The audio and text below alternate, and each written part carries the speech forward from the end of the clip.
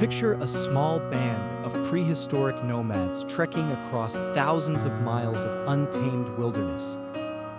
There are no modern pharmacies, no synthetic fabrics, no plumbing, and no running tap water. Every step requires absolute stealth because lurking in the surrounding brush are some of the most lethal apex predators the Earth has ever known. Now, consider a biological reality that half of the human population experienced every single month: menstruation.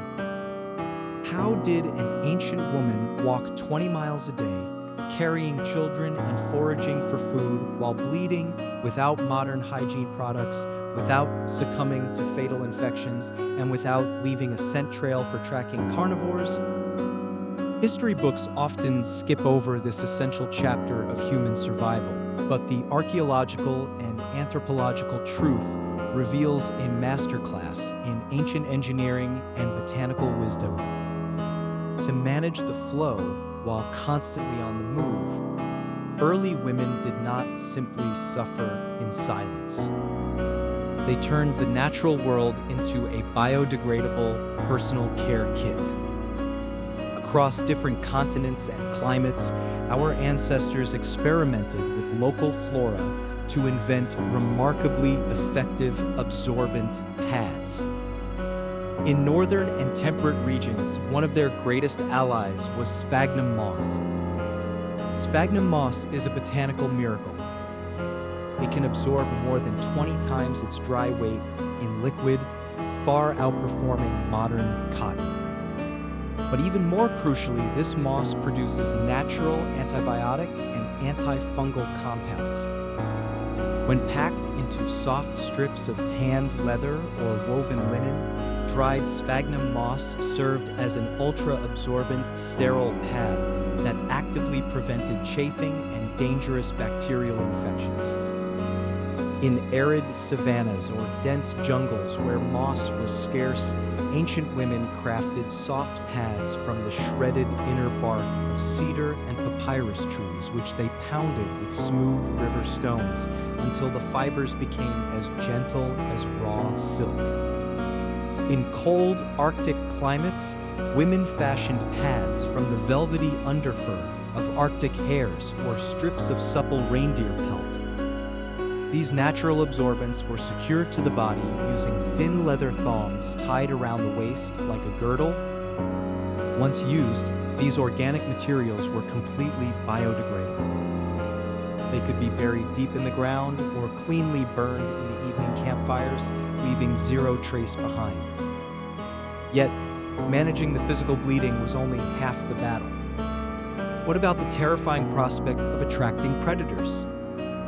For decades, modern popular culture promoted the myth that menstrual blood acts as an irresistible dinner bell for bears, big cats, and wolves.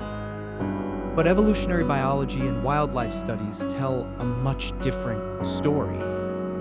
Predators are acutely attuned to the scent of fresh arterial blood, the smell of an animal that is actively wounded, weak, and easy to kill.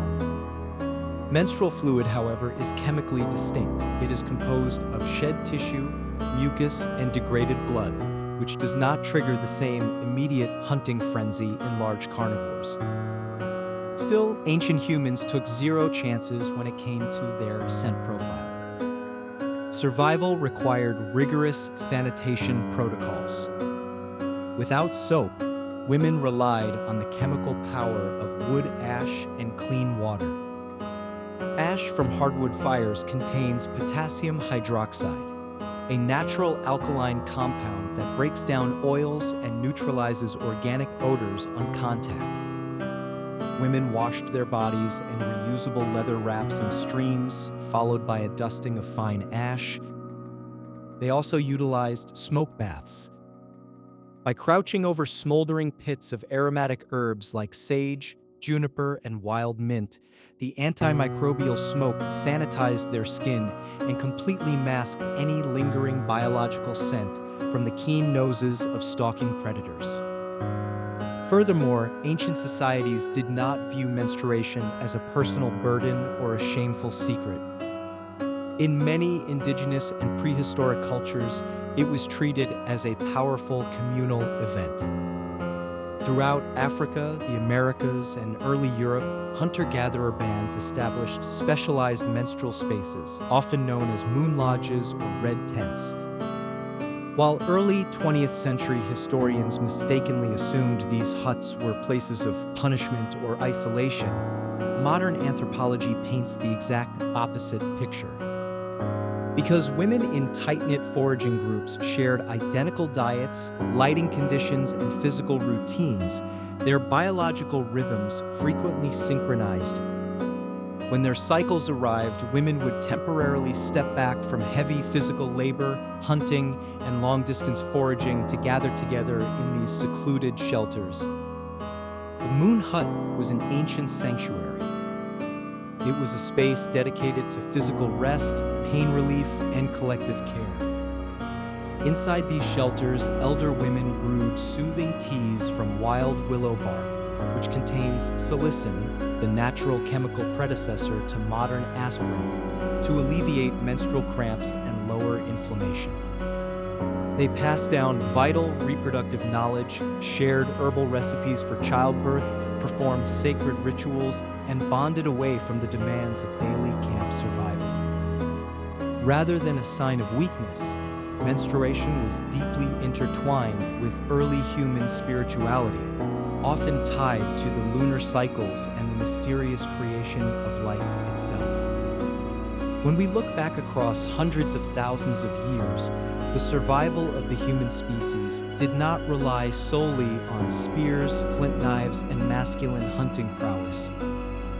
It relied just as heavily on the quiet, ingenious technologies developed by ancestral women. Through a profound understanding of plant chemistry, thermal smoke sanitization, and communal support systems, ancient women mastered their own biology under some of the harshest conditions on Earth. They turned moss into medicine, smoke into armor, and physical vulnerability into a sacred community tradition. When you consider the harsh realities of the prehistoric world, which ancient hygiene method surprised you the most? The super-absorbent moss pads, the neutralizing power of wood ash, or the sanctuary of the communal moon lodges?